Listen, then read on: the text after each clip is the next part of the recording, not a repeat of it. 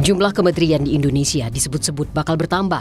Presiden terpilih Prabowo Subianto dikabarkan akan menambah jumlah kementerian dari semula 34 menjadi 40. Namun Sekretaris Tim Kerja Strategis Prabowo Gibran Idrus Marham dalam program Sapa Indonesia membantah ada narasi akan dibentuknya 40 kementerian di era pemerintahan Prabowo Gibran.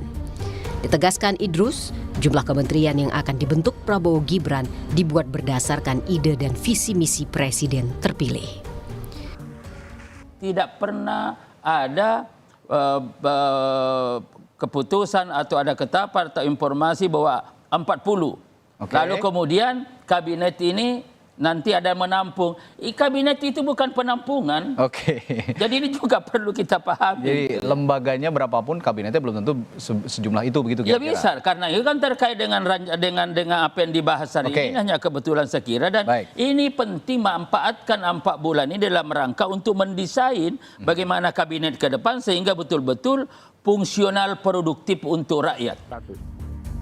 Gayung pun bersambut. Badan Legislasi DPR menyetujui RUU Perubahan Undang-Undang Nomor 39 Tahun 2008 tentang Kementerian menjadi RUU Usul Inisiatif DPR. Dalam rapat pleno Balik pada Kamis kemarin, 8 fraksi menyatakan setuju, sedangkan fraksi PKS setuju dengan catatan. Ketua Balik DPR, Supratman Andi Aktas menegaskan, RUU ini bukan menitik beratkan pada jumlah kementerian, tetapi bisa berjalannya pemerintahan yang efektif dan efisien.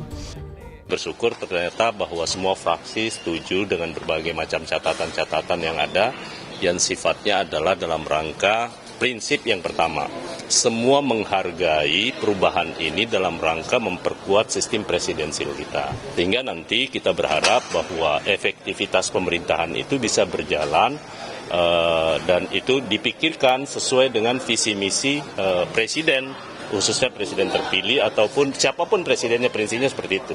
Dan karena itu sekali lagi ini sesuai dengan Undang-Undang Dasar kita. Ada 3 poin dalam revisi Undang-Undang Kementerian Negara yang merupakan inisiatif DPR. Pertama, terkait penghapusan pasal 10 yang mengatur ihwal presiden dapat mengangkat menteri dan wakil menteri dengan karena adanya beban kerja yang membutuhkan penanganan secara khusus. Selanjutnya revisi pasal 15 yang awalnya mengatur jumlah kementerian sebanyak 34. Dalam norma baru yang dimasukkan, Presiden dapat menetapkan jumlah kementerian dengan memperhatikan efektivitas penyelenggaraan pemerintahan. Terakhir, penambahan ketentuan mengenai tugas pemantauan dan peninjauan undang-undang di ketentuan penutup. Sekjen PDI Perjuangan Hasto Kristianto menyebut tak ada urgensi melakukan revisi Undang-Undang Nomor 39 Tahun 2008 tentang Kementerian Negara.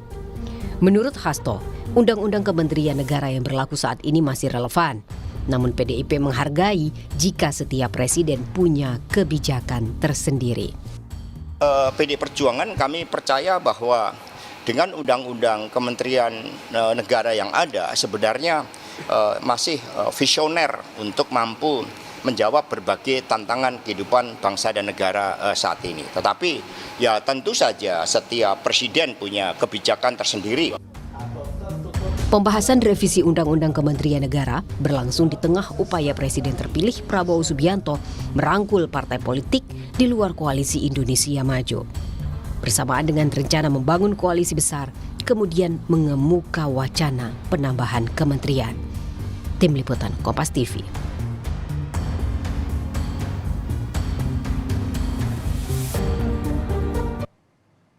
Ya saudara, bak gayung bersambut di tengah upaya Presiden terpilih Prabowo Subianto merangkul partai politik di luar koalisi Indonesia Maju dengan rencana membangun koalisi besar. Kemudian ada DPR yang menyetujui pembahasan RUU Kementerian Negara. Kita bicara untung rugi revisi Undang Kementerian Negara bersama dosen Hukum Tata Negara Universitas Andalas, Ferry Amsari. Selamat siang, Mas Ferry. Siang, Mas. Mas, wacana penambahan jumlah menteri bukan lagi fata morgana, bukan lagi ilusi, Mas. Tetapi ini bisa jadi kenyataan setelah kemarin Balik DPR menyetujui Undang-Undang Kementerian Negara menjadi undang-undang usulan inisiatif DPR. Analisa Anda seperti apa? Ya, kebutuhan terhadap bagi-bagi kue kekuasaan itu kan selalu ada ya begitu presiden baru hendak dilantik.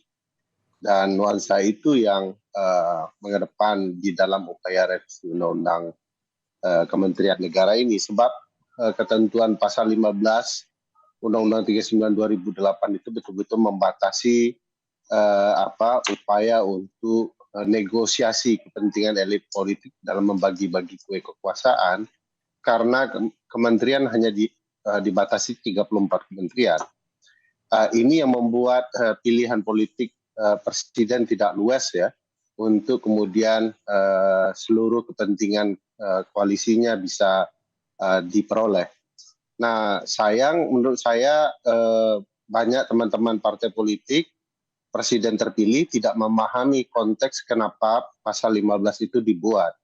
Pasal 15 itu sendiri dibuat untuk membangun pembagian kabinet agar menciptakan sistem presiden yang lebih efektif dan efisien. Nah, ini yang sebenarnya menjadi dasar kenapa hanya dibatasi menjadi 34. Sebab banyak sejarah masa lalu kita, kalau dibuka seperti itu selalu saja upaya memastikan bagi-bagi kekuasaan itu akan semakin besar. Tidak bicara pemerintahan yang efektif dan efisien, tapi pemerintahan yang mengakomodir seluruh kepentingan. Itu problematikanya, Mas. Tapi menurut Anda ini urgensi atau tidak, dalam arti akhirnya harus saat ini undang-undang kementerian itu disetujui, disepakati untuk masuk dalam undang inisiatif DPR? Mas Arief bisa pastikan ya, tidak ada satupun pembahasan dari pihak-pihak yang menginginkan perubahan soal urgensi apa yang sedang mereka kejar untuk perubahan pasal 15 itu. Tidak ada penjelasan dalam bentuk naskah akademik yang memadai sebagaimana sebuah kewajiban dalam melakukan revisi undang-undang dan membentuk undang-undang yang mampu menjelaskan argumentasi urgensinya. Misalnya di dalam undang-undang pembentukan peraturan perundang-undangan kita diwajibkan membuat kajian regulatory impact assessment, assessment terhadap dampak dari pembentukan undang-undang. Nah, sampai sejauh ini tidak ada penjelasannya apa dampaknya agar sebuah undang-undang itu bisa diubah atau tidak. Sehingga bisa kita ketahui tidak ada kebutuhan mendesak atau urgensinya terhadap proses pembentukan kementerian. Jadi memang tidak ada itu, Mas. Semata-mata pasti bicara soal bagaimana membagi kue kekuasaan itu jauh lebih besar. Oke Mas, ini saat ini pembahasan sedang berjalan dan saya akan sedikit mereview terkait dengan ada 3 poin sebenarnya dalam revisi Undang-Undang Kementerian Negara ini. Kita lihat yang pertama terkait soal wakil menteri masuk kabinet dan tidak lagi jenjang karir. Tanggapan Anda, apakah memang saat ini pasal 10 ini memang membutuhkan revisi yang diperlukan saat ini atau tidak menurut Anda? Jadi selama ini sejak Undang-Undang 39 2008 dibentuk, selalu ada mekanisme curang ya, quote and quote ya, cheating dari pembentuk kementerian. Jadi kabinet itu dibentuk dengan cara yang agak curang gitu ya. Pasalnya begini, undang-undang sudah membatasi untuk wakil menteri itu adalah figur-figur profesional, sehingga sulit bagi figur-figur politik untuk masuk. Dan itu juga disebut cheating karena menteri dibagi 34, tapi wakil menteri itu bisa dalam jumlah yang sesuka presiden, bisa 2, bisa 3 begitu ya. Dan pembagian seperti itu membuat kue politik yang besar, cuman diarahkan hanya untuk wakil menteri. Nah sekarang para wakil menteri itu hendak diberikan kepada teman-teman politik, ya, teman-teman politisi. Sehingga kemudian kalau kemudian pasal profesionalitas itu dihapus, presiden bisa menunjuk siapapun untuk menjadi wakil menteri. Jadi akan jauh lebih mubazir lagi karena upaya menunjuk wakil menteri bukan kepada kapasitas untuk menolong menteri karena kemampuan profesionalitasnya, tetapi figur yang ditunjuk karena kepentingan bagi-bagi kue kekuasaan dari koalisi yang ada. Jadi ini malah membuat celah yang luar biasa. Pembentukan kabinet kita tidak berbasis kepada kapasitas, tidak akan ada lagi zaken kabinet, yang ada adalah orang-orang politisi yang betul-betul menginginkan berbagai jabatan untuk kepentingan-kepentingan politik pula. Berarti menurut Anda ini adalah sebuah penurunan sebenarnya dengan mengambil wamen bukan lagi dari profesional tetapi juga dari politis juga bisa masuk nih sebenarnya. Jadi cara mencegah teman-teman politisi terlalu jauh ya masuk ke dalam kementerian dan kementerian dikelola dengan cara-cara tidak profesional itu adalah dengan memastikan wakil menterinya dari kalangan profesional. Jadi nolong teman-teman politisi juga lah posisi ini. Tapi kemudian lama-kelamaan pembagian wakil menteri itu cukup menggiurkan. Karena wakil menteri kan bisa menjabat menjadi komisaris atau jabatan lain yang tidak bisa diperoleh oleh menteri. Nah itu gajinya, tentiam yang mereka peroleh jauh lebih besar daripada menteri. Oleh karena itu cukup menggiurkan, cukup seksi bagi teman-teman partai politik untuk dapat kue kekuasaan yang bernama wakil menteri. Oke Mas, dari pasal 10 kita pindah ke pasal 15 yang menjadi pembicaraan banyak pihak sampai saat ini. Ini pada akhirnya dari 34 dihapus menjadi sesuai dengan kebutuhan presiden. Nah Mas, apakah memang ini bisa berapapun sesuai dengan kemauan presiden pada akhirnya nanti presiden terpilih menentukan jumlah kementeriannya atau apakah ada dasar hukum yang lain sebenarnya? Memang secara prinsip para menteri ini adalah hak prerogatif presiden untuk menunjuk mengkomposisinya ya. Berdasarkan pasal 17 kan menteri-menteri ini adalah pembantu presiden. Tapi begini, kita punya pengalaman kesejarahan terhadap para menteri ini. Kalau dibuka begitu luas, bahkan kita pernah 100 menteri gitu ya. Nah, pengalaman sejarah itulah yang membuat kita membentuk Undang-Undang 39 2008 ini untuk membatasi sesuai dengan tujuan dari kabinet itu sendiri. Jadi kabinet itu berasal dari kata ruang sempit tempat kepercayaan para penguasa untuk berbincang soal nasib bangsa. Nah, ruang kecil itu artinya akan diisi oleh orang-orang dalam jumlah terbatas yang kapasitasnya betul-betul dipercayai oleh presiden. Nah, jangan kemudian ruang kecil itu diperbesar karena itu akan membuat ruang gerak pemerintahan akan semakin susah, tidak lapang, sempit begitu ya. Dan tujuan dari asal-usul tujuan membentuk kabinet menjadi kehilangan arah. Nah, di Indonesia kalau dibuka jadi 50 ya akan dibagi 50, dibuka jadi 100 akan 100. Harus diingat Mas, bahwa selama berlakunya Undang-Undang 39 pasal 15 ini tidak satu pun presiden yang tidak membagi kue kekuasaannya menjadi 34 kementerian. Jadi semua membagi 34. Padahal itu angka maksimum gitu ya. Nah, ini mengindikasikan bahwa memang apa saja yang diberikan undang-undang untuk pembagian kue kekuasaan kabinet akan selalu diupayakan dipenuhi seluas-luasnya. Jadi ini problematika kita melabrak gagasan membatasi upaya untuk membagi kue-kue kekuasaan agar pemerintahan bisa berlangsung efektif. Oke Mas, terkait dengan tadi ada menyebutkan terkait pembagian kue, tetapi ada counter alasannya bahwa ini lebih dari 15 tahun undang-undang ini sehingga butuh pembaruan sesuai dengan perkembangan zaman. Bukan hanya soal memberikan akomodasi politik sebenarnya. Ini tanggapan Anda seperti apa sebenarnya? Teman-teman di DPR itu selalu punya alasan untuk mengejar kepentingan politiknya. Banyak undang-undang yang umurnya jauh lebih tua, ya.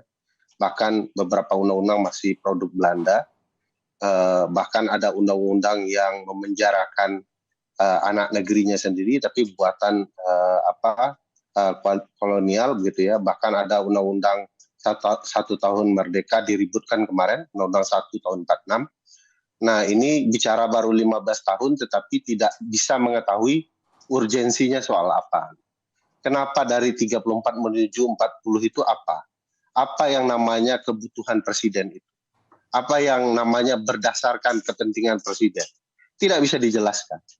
Padahal ke-34 kementerian itu selalu memenuhi standar program-program yang dilakukan setiap presiden. Jadi bohong kalau mengatakan ini soal kebutuhan karena sudah berlaku lebih dari 15 tahun.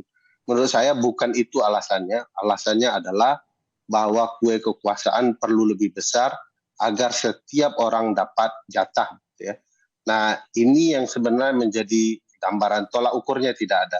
kami sendiri dalam penelitian kami di 2014 menyampaikan hanya dibutuhkan 26 menteri dari 34 kementerian.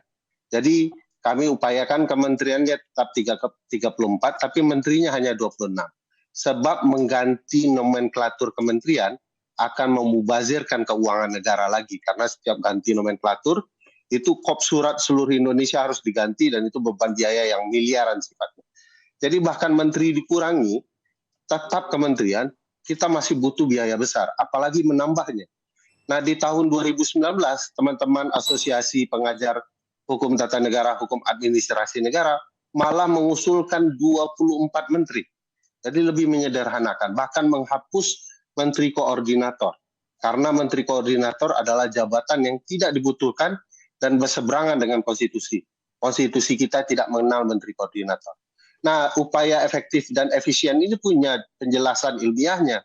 Nah, menambah 40 apa penjelasan ilmiahnya? Kecuali bahasa-bahasa mengambang soal kebutuhan presiden. Padahal kebutuhan presiden mereka tidak bisa jelaskan. Misalnya kalau ada dalil yang mengatakan bahwa kebutuhan untuk menambah kementerian makan siang gratis begitu ya. Kan kementerian semacam itu bisa digabungkan saja di Kementerian Sosial tugas-tugasnya. Nomenklatur Kementerian Sosial sangat besar, bisa menampung banyak kebutuhan presiden dengan berbagai kebutuhan yang ada. Jadi jangan khawatir, di pasal 12, 13, 14 Undang-Undang Kementerian itu, seluruh nomenklatur itu sudah dipenuhi. Bisa dilakukan oleh presiden. Jadi yang buat undang-undang ini sudah memadai ya untuk memastikan kebutuhan politik teman-teman partai politik. Oke Mas, ini sejalan dengan apa yang Anda sampaikan tadi, karena memang di beberapa negara lain yang populasinya sama dengan Indonesia pun jumlah kementeriannya memang disesuaikan dengan kebutuhan yang ada. Termasuk di Indonesia, selain tadi Anda sudah memberikan informasi terkait penelitian yang Anda lakukan, ada juga penelitian, ini kajian bahwa Indonesia cocoknya 24 menteri saja. Ini bahkan 34 ini jauh lebih banyak ketimbang dari kajian yang dilakukan ini. Apa yang Anda bisa analisis? Ini katanya menyesuaikan dengan anggaran, sehingga kalau terlalu banyak katanya anggarannya bisa terlalu mubazir digunakan, terlalu banyak digunakan, tidak fokus kemana-mana. Tetapi kalau lebih sedikit lebih baik pengaturannya. Tanggapan Anda seperti apa? Ya kebutuhan untuk melayani publik dari kementerian itu tentu akan disesuaikan grand design anggarannya ya. Makin kecil kementerian, dia akan punya anggaran yang lebih besar yang bisa dimanfaatkan untuk kebutuhan masyarakat. Makin dibagi kementerian itu, memang kue kekuasaannya akan jauh lebih besar terbagi, anggarannya akan menyebar. Tapi belum tentu tepat guna dan tepat sasaran karena besarnya itu.